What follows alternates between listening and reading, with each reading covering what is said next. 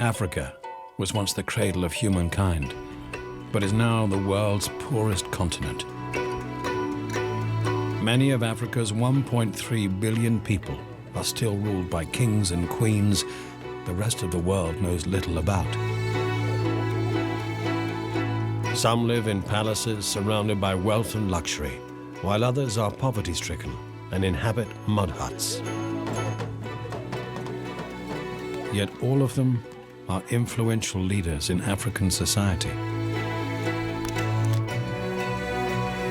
Alfred Weidinger is an Austrian photographer, art historian, and museum director who intends to create a comprehensive record of the lives and leadership of the African monarchs. For 5 years, Alfred Weidinger has created portraits of Africa's kings and chieftains, rulers on the boundary between traditional and modern life.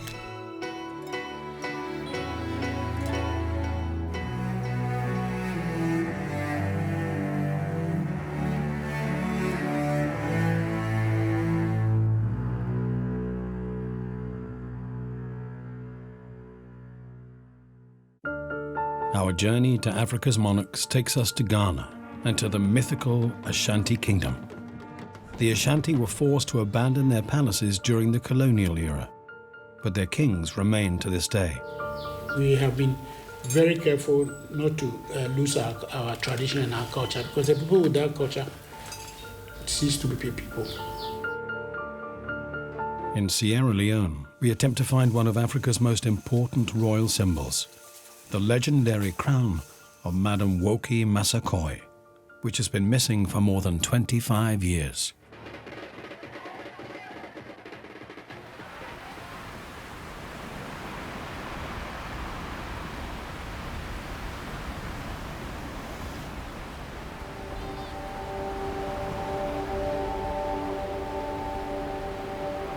The West African coast.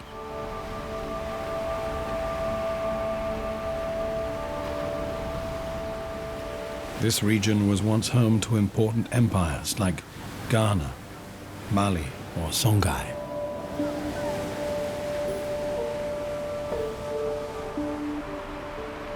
Europeans discovered the riches of West Africa in the 15th century, and a race broke out among the seafaring nations.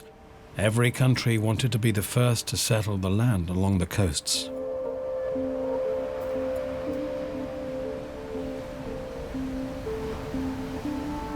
Fortresses were built, trading posts were established, and relationships with the local inhabitants were developed. There was one overriding economic principle: trade. Gold, ores, ivory, and spices were bought and sold, as were people. Africans were both victims and perpetrators of the slave trade. African rulers fought wars in order to capture prisoners and force them into slavery. It was a lucrative business. The Europeans created the demand and were willing consumers.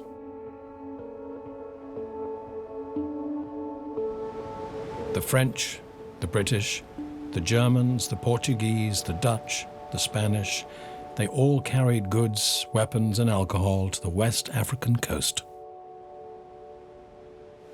and exchanged them for new slaves.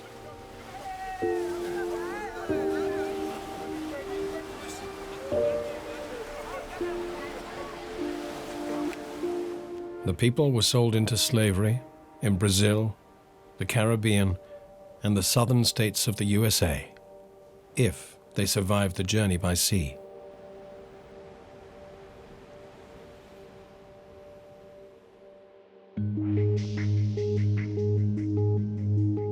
Ghana, in West Africa.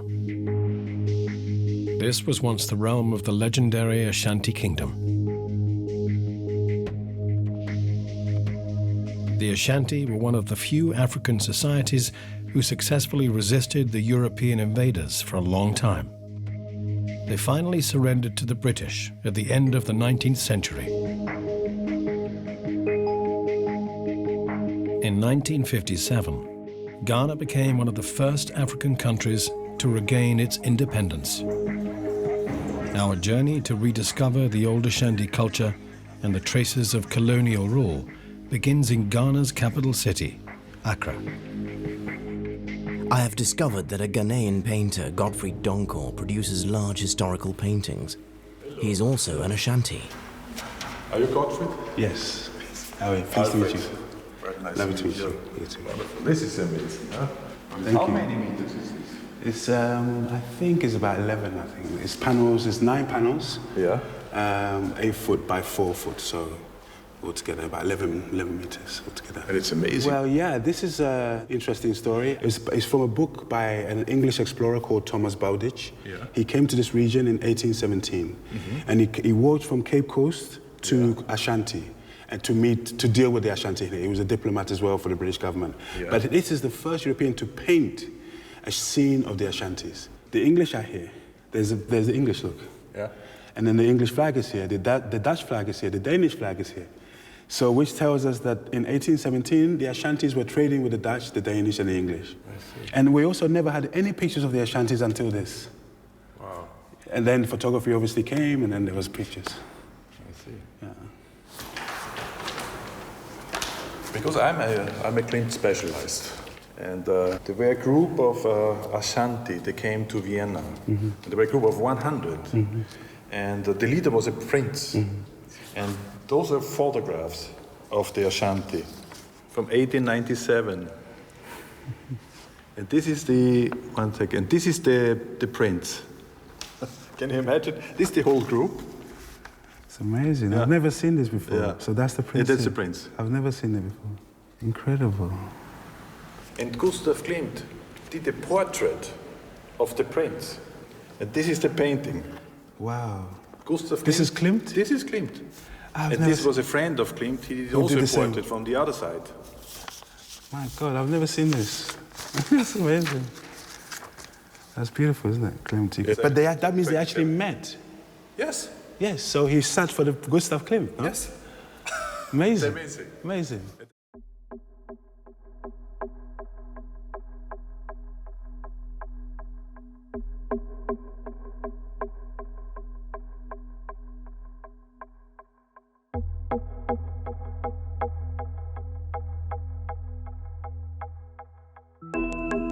The Ashanti kings remain an important part of Ghanaian society.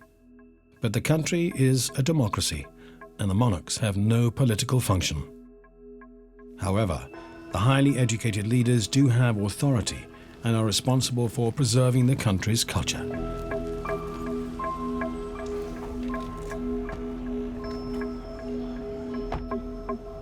We are waiting to be received by King Nene Sekita II.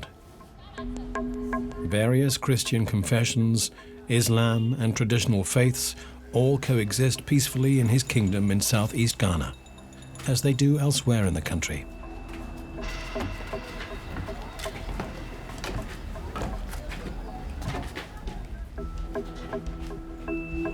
The Ashanti kingdom existed for more than 200 years, from 1695 until 1896. Now, they are merely one ethnic group among many in Ghana. Is this okay? What shall I say? Their palaces were destroyed or repurposed. Yet they still have their kings.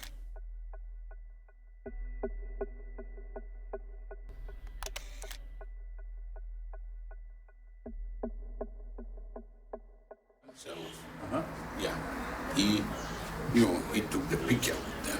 And your uncle And this is right my here, uncle. with the crown.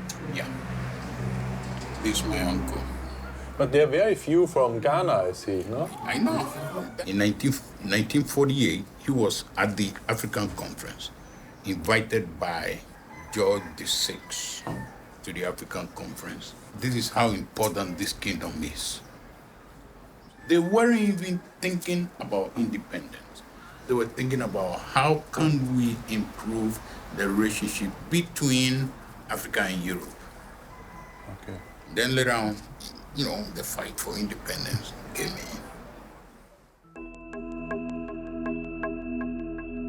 The a European retreat from Africa had less to do with ideology than with economy. The colonial powers could simply no longer afford the colonies. During the transfer of power, the Europeans attempted to exert influence over the creation of the new national governments. While they did want a democratic Africa, they were not prepared to give up all of their power. Colonization hurt us in so many ways. Before the Europeans came, we only have kings and queens. That's how we, address them. Before colonization, we had all our institutions intact. We had our judicial system, we had our educational system, we had our health care system, we had our women and girl child departments. We had all this before the Europeans arrived. They tried to dismantle the system that we had and impose their system on us. This is how we were before they took it away from us. And people trying to copy the European system did it badly. What I'm saying is, there is no reason why we cannot develop. Africa can develop. We have so many resources. The only reason why we are not developed is because we are not following the rules of our culture. We used to be hardworking.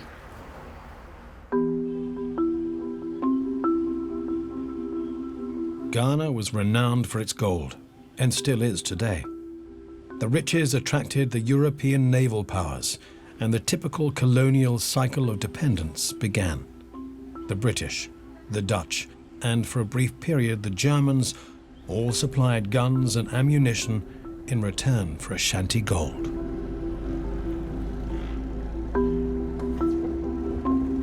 Armed with European weapons, the Ashanti became far more powerful than their neighbors.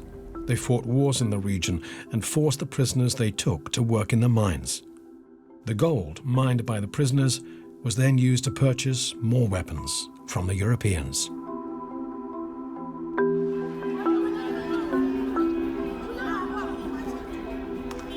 We traveled to the town of Bompata. Here we meet Nana Efa Apenteng, a former Ghanaian UN diplomat. Among Bompata's inhabitants, he is known as a so-called Paramount chief. He is an important local leader in the Ashanti hierarchy.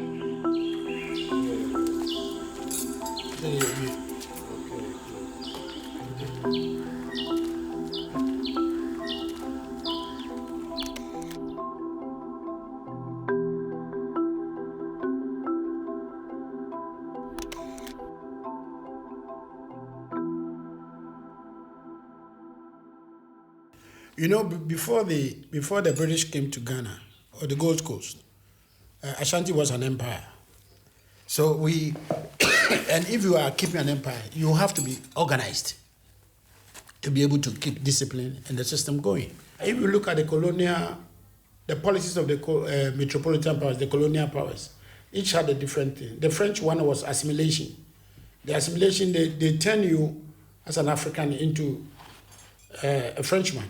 That was their policy. The British accepted your culture and they tried to use your traditional structure to serve their own interests. So they had indirect rule. Okay, so as much as they took over the country, they did not actually succeed in undermining our traditional structure as such. Our traditional structure is resilient, so that's why we still have it. That's why we still have the Ashanti in there, and we have been very careful not to lose our tradition and our culture, because the people with that culture cease to be people.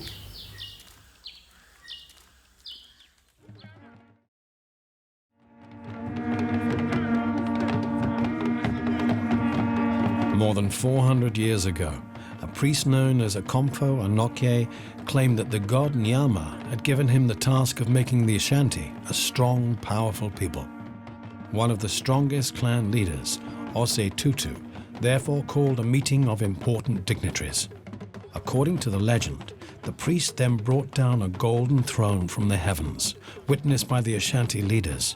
The throne was declared sacred, as it contains the soul of the entire Ashanti people. Ose Tutu was named the first king of the Ashanti people, the so-called Asante Hene.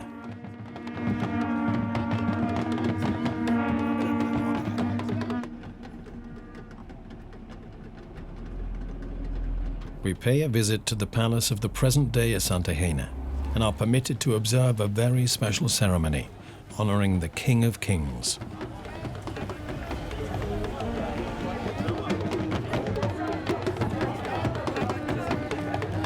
The drummers announce the impending arrival of the ruler. In the past, they spread the king's word across the Ashanti kingdom, ensuring its cohesiveness.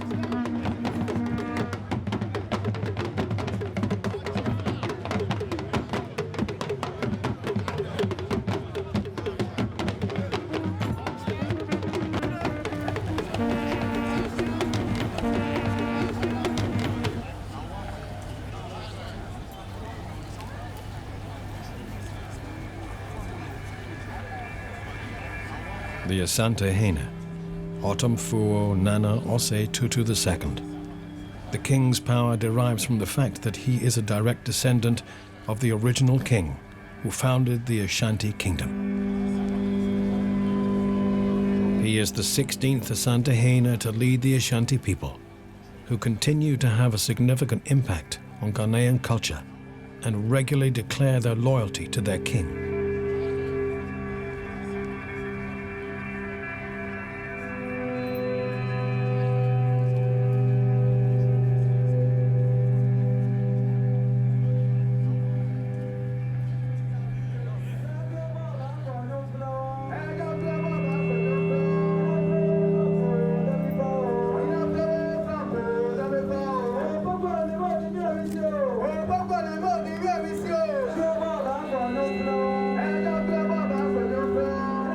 Alfred Weidinger hopes to take a portrait photo of Otumfuo Tutu II.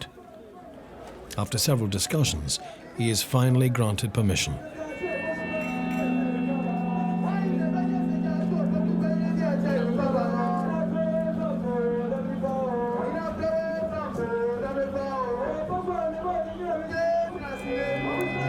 I wonder what power or influence these kings still have in modern democratic Ghana.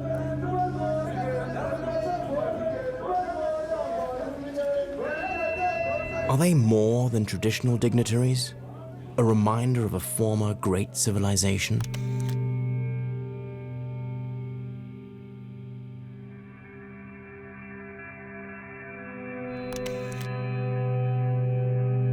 The power of the early Ashanti kings was based on more than Ghana's gold and wealth. They used European weapons to conquer new territories and capture Africa's most important resource: human beings. They were sold to the Europeans as slaves. This is conveniently forgotten when old Ashanti traditions are celebrated today.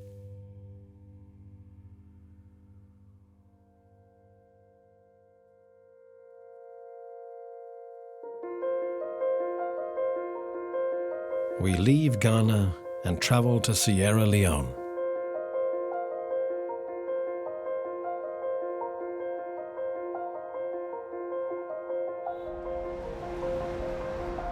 The country's capital, Freetown. The name Freetown was chosen to mark the city's role as a place for Africans that had been sold into slavery to return to. It is now home to more than 1 million people. In 1808, Great Britain declared Sierra Leone a crown colony and assumed administrative powers over the coastal regions. Towards the end of the 19th century, facing competition from other European colonial powers, the British expanded their sphere of influence in Africa far into the continent. The country finally achieved independence in 1961. Sierra Leone is now a constitutional republic with an elected president, but administration at local level is still based on deep-rooted structures from the pre-colonial era. There are 190 so-called chiefdoms, small territories ruled by a paramount chief. The leader is elected and is responsible for overseeing jurisdiction and taxation. We hope to meet some of these local Sierra Leone kings and discover how they shaped the country's modern social and political structures. Our first stop is the Sierra Leone National Museum. Among the many historical artifacts are walking sticks with gold handles. Shortly after Queen Elizabeth II declared Sierra Leone's independence, these were distributed to the paramount chiefs as a symbol of royal power.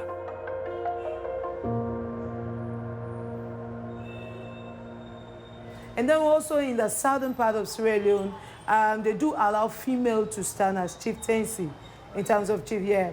Like we have Madame Teresa. She is Madame Teresa. She is from the southern part of Sierra Leone. And we have example of some of the chiefs. Like this chief is from the southern part of Sierra Leone, Kenema district. With a crown, yes, it's a golden crown. That crown was given to one of the female chief and that he took over from. Today, the Bullen boats of Freetown are riding out to give their welcome to the Royal Yacht Britannia. We are back where the drums beat and the tribes foregather with their rich-robed chiefs. At Durbar, at Bo, the principal town of the interior. 1,000 people answered the call of the drums to join the processions and the wild, infectious dancing. The Queen's put on her tiara in case some here mayn't recognize a queen without a crown. Madame Wokie Massaquoi with her crown, a crown that is far larger than the Queen's. Her son, King Sylvester, inherited the crown from her. He died in 1990.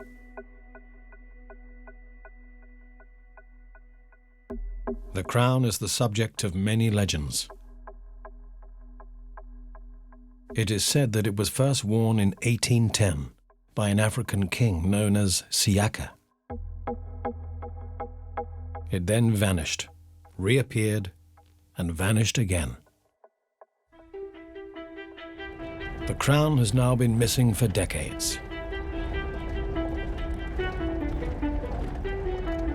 We travel deep into Sierra Leone with a vague hope of discovering clues to the location of Madame Wokie Massaquoi's legendary crown.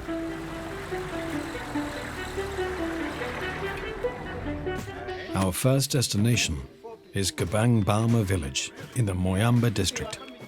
Alfred Weidinger would like to take a picture of the local paramount chief. An old litter from the time of Queen Elizabeth II's visit is to be brought out for the photo.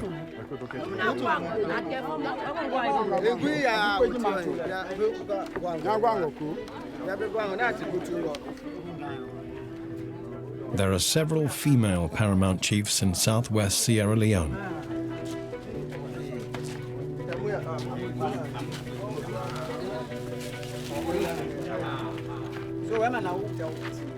Madame Hawa Kapang Boam III has ruled her chiefdom Imperi for 35 years. Thank you, gentlemen. She is allegedly a direct descendant of Imperi's founder, a warrior and elephant hunter who settled here more than 200 years ago.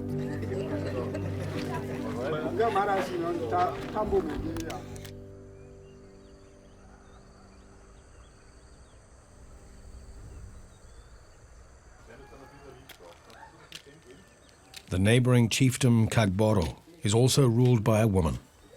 The police is coming, yes. Yes. Like this. Is this possible for you? Yeah. Very nice. You have very nice eyes. I like this very much. Thank you. Yeah.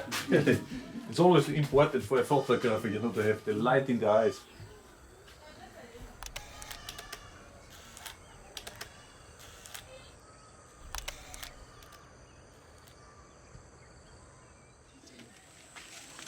So, and you are one of the very few female paramount chiefs in this country. I mean, even in West Africa. Yes, yes.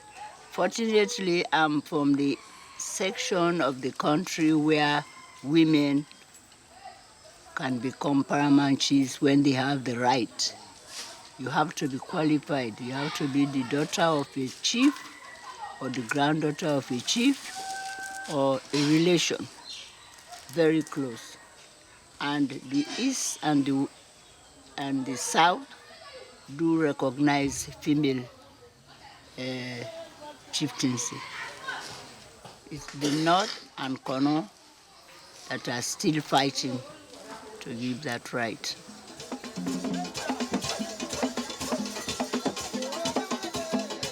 In a village in Madam Hawa Kapang Boam III's chiefdom, we witness a ceremony performed by a secret society known as Poro. Only men may join the secret society, and the secret refers to the knowledge shared within the group rather than the membership itself.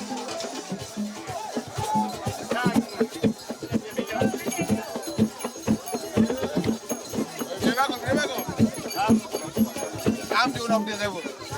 I'm the owner of this level. I'm the owner. Yeah.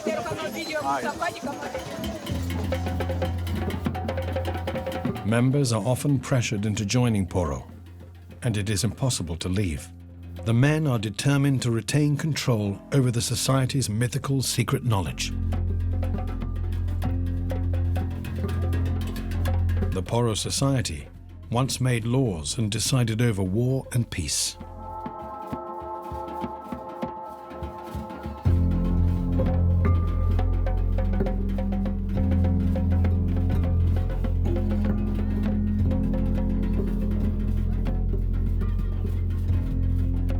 The secret society can also declare absolutely anything taboo.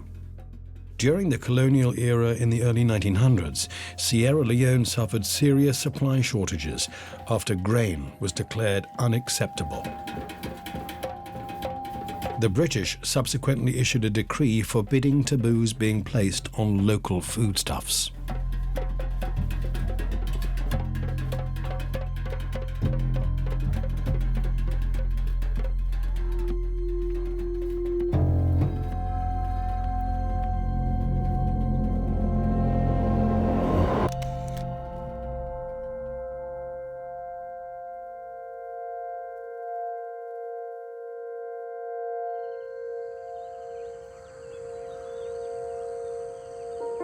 We leave southwestern Sierra Leone and continue our search for Madame Wokie Massaquoi's legendary crown.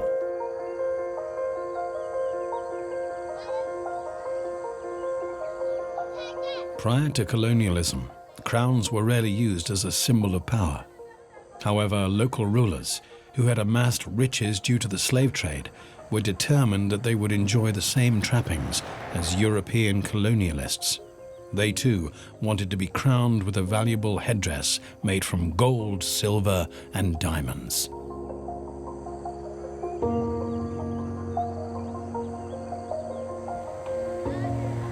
On our journey into central Sierra Leone, we discover frequent reminders of the civil war that tore the country apart between 1991 and 2002.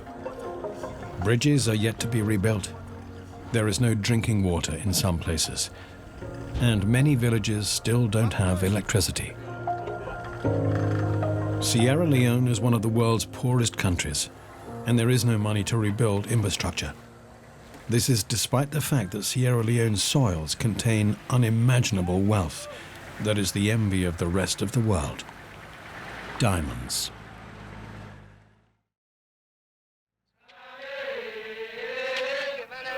But over 15 million pounds a year have been earned by mining diamonds in the Kenja River Valley since they were discovered 22 years ago in this alluvial mud.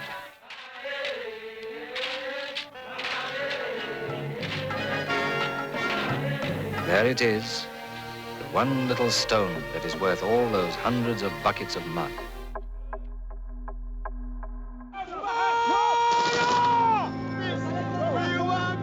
Various factions fought for power in Sierra Leone for more than 10 years. Above all, it was a war for control of the mines. To date, the full extent of the damage caused by the war remains unknown. It is estimated that hundreds of thousands may have died, while more than 2 million people were displaced.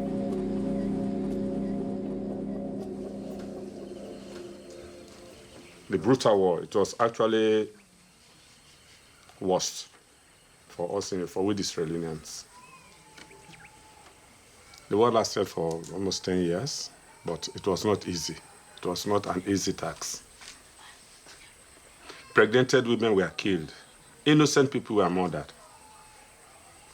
And most of us ran away. You know.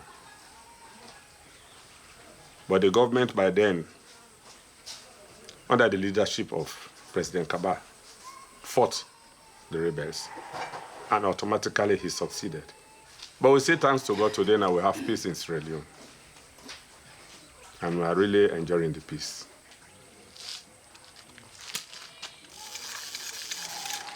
Henry Fangawa has been Paramount Chief for 46 years. His chiefdom was captured by rebels during the Civil War, and he was forced to flee to Sierra Leone's capital, Freetown. The reason his territory was so hotly contested is clear.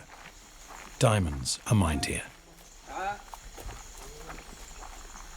It is very unusual that we're invited to visit one of Henry Fangawa's diamond mines.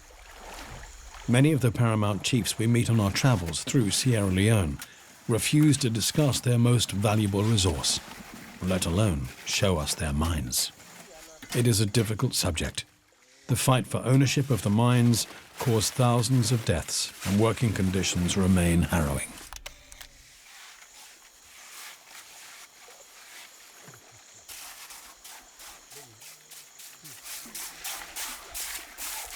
The trade with precious stones from Sierra Leone continues to flourish. Almost all of the diamonds are exported to foreign countries. The primary destination is Great Britain, the former colonial power.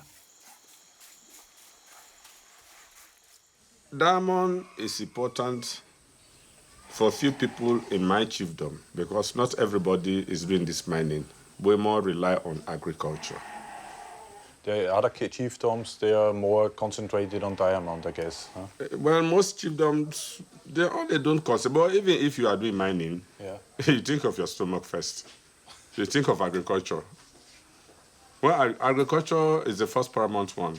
Then later, the diamond will come in. But if you are hungry, I don't think you go and do mining. And today now, the question of mining in my own chiefdom costs a lot of money.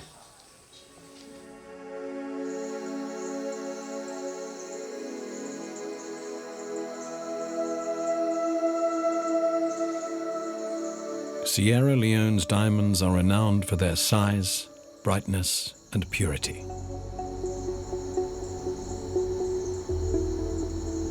Above all, they are renowned for being blood diamonds. Profits from diamond sales were used to finance the brutal civil war Sierra Leone has still not recovered from.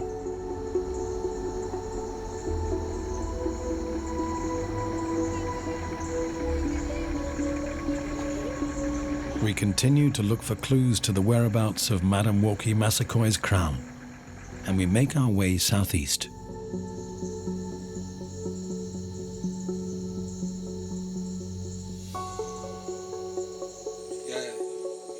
They are here. We are told that the crown was last seen on the far side of the Yong River, which was an important trade route during the 18th and 19th centuries.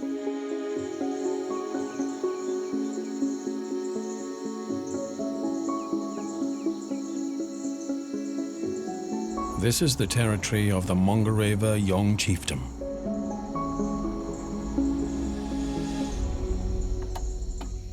During the rains, you will have... Here we meet Paramount Chief Ali Badara Sheriff III. On to where the vehicle is. Now we cross by boat to the other side of the river. I see.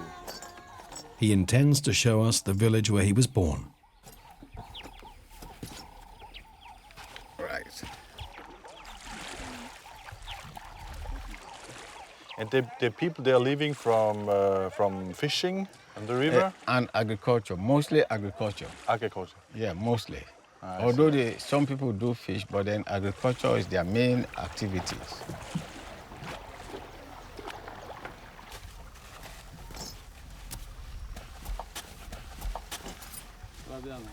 Sheriff III is a Muslim and has been the paramount chief since 2002. His ancestors fought the British colonial forces here. So this was what now they were using as gun to defend the kingdom.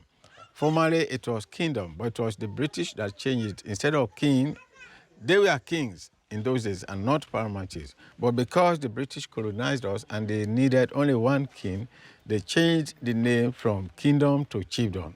And then those rulers, whom we call now paramount chiefs, were kings. So the British had not wanted that one, and so they completely changed those names. That is why today I'm a paramount chief, and my chiefdom is called chiefdom instead of kingdom. Or I'm not called a king. I should have been a king as well. So that's the idea. Paramount chiefs are also responsible for the physical well-being of their subjects. Sheriff III proudly shows us the village's medical facility. You have the consultation room, other rooms. We have 12 rooms here in all, and the quarter is behind for them to stay so that they will not strain. Yeah. And those are the rooms? Yes. For the maybe delivery. sick people? Yeah, delivery room, yeah. Delivery room. Yeah. After delivery, the mother can lie here for observation. I see. Wherever we could send her home. So a good leader must be with his or her people. And you must not excel yourself. What I believe in, that leadership comes from God. Make your people feel good. They should not be afraid of you, but then there should be that friendly atmosphere among you all. And that is what I believe in.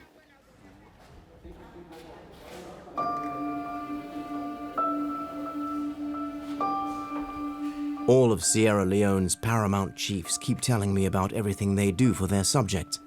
I'm sure that they do a lot for the health and education systems, but sometimes I get the feeling that they also do a lot to prevent the establishment of democratic structures.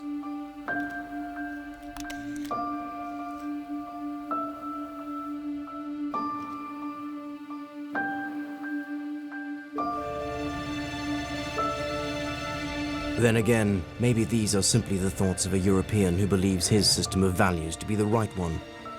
I don't know.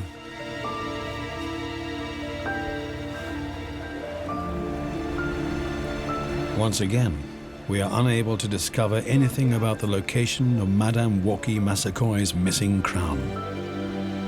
We continue our journey on the Sierra River. An old legend says that people who travel along this route go blind, and that the river steals the power of sight. Sadly, there is an element of truth to the legend. These days, it is known that the blindness is caused by so-called black flies. When they sting humans, they inject tiny worm larvae under the skin. These larvae collect in the eyeball and cause blindness. The disease is known as onchocerciasis, or simply river blindness.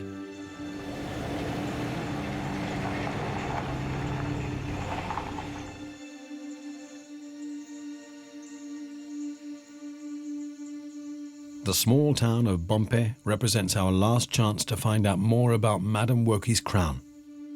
Bompe is the capital of the Bompe Gao chiefdom, which includes more than 200 villages. Allegedly, Madame Wokie's native village is located somewhere near here.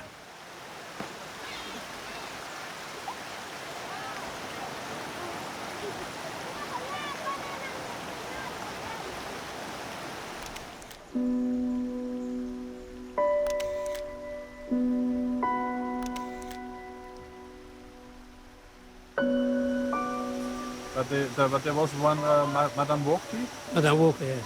She was paramount chief, a Because- female one in 1961. Yeah. Have you a memory on her? No. But Romans will know more. If you ask him, he will tell. Who? The paramount chief, yeah. We'll know more. Yes, Yeah. yes, yes. Very nice. Thank you.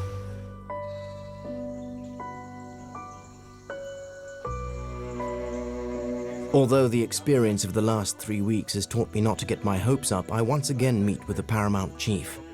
Perhaps I will finally learn something about the crown's location.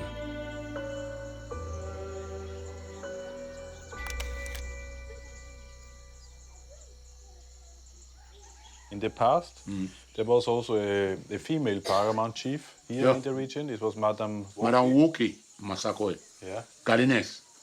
She was a paramount chief. And on her death, her son, Sylvester Bebe Massaquoi, became paramount chief. And because we also did search in archives and so on, and we saw one photograph where Madame Wokie was in front of Queen Elizabeth. It was 1961. Yeah, 61, when the Queen came to Sierra Leone. Yes, with a crown. Yes. Where is this? We also saw one photograph in the museum, in the National Museum, with Sylvester Massaquoi, with the crown. Yeah. But where's the crown now? They have the crown in Galiness. They said the crown was given to them when it was not amalgamated, so it belongs to them. We just decided to say, okay, we can administrate, we can govern without the crown.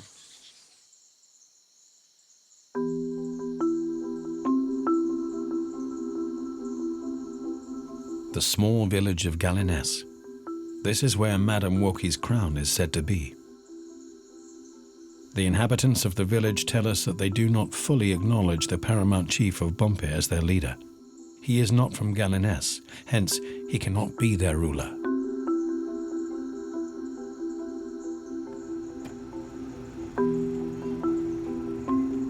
As far as they are concerned, the king or queen must be from their village, as they are the chosen royal lineage.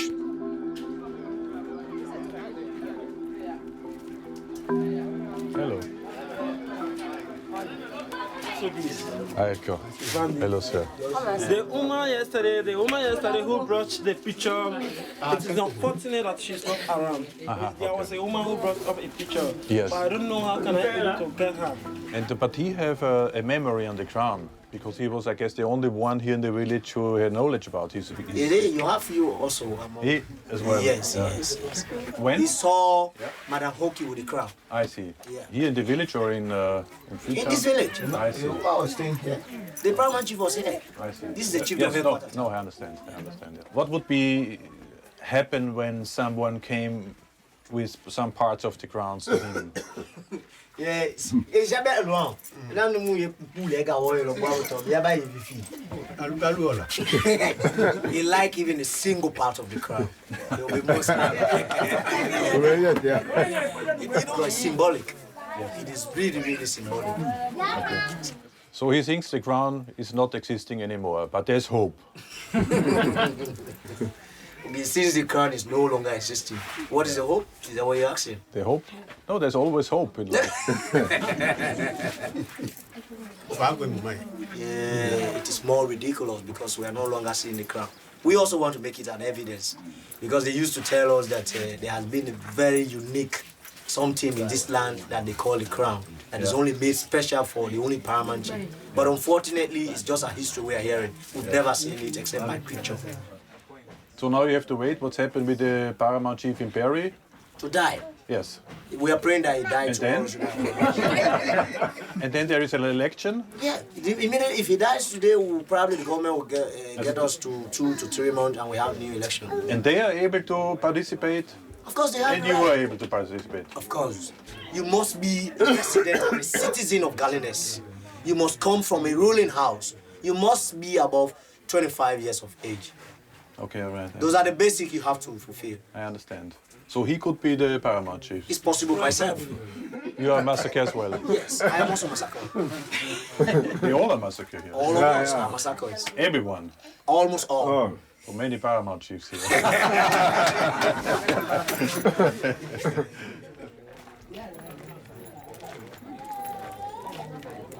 For some reason, I don't trust them. The discussion with the people of Garinès feels like a well-rehearsed performance, a little show for the Europeans.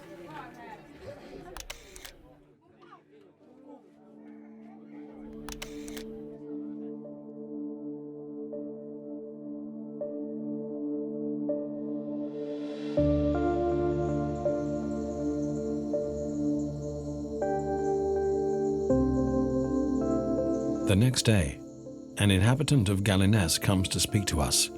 He insists that we may not film or name him.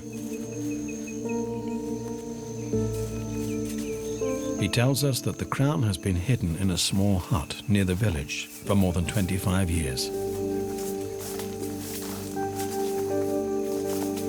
The village inhabitants have a plan. When the current paramount chief dies, he is to be replaced by someone from Galines. As far as the locals are concerned, the king must come from here. Only then will Madame Wokie's legendary crown be revealed.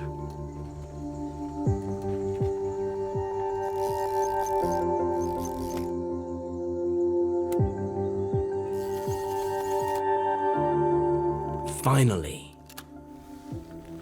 the crown really does exist. And I am able to take a photo of it.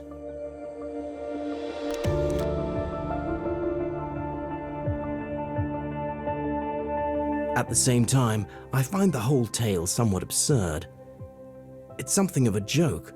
After all, there were no crowns made of precious metals in Africa before colonialism. This is a European symbol of power.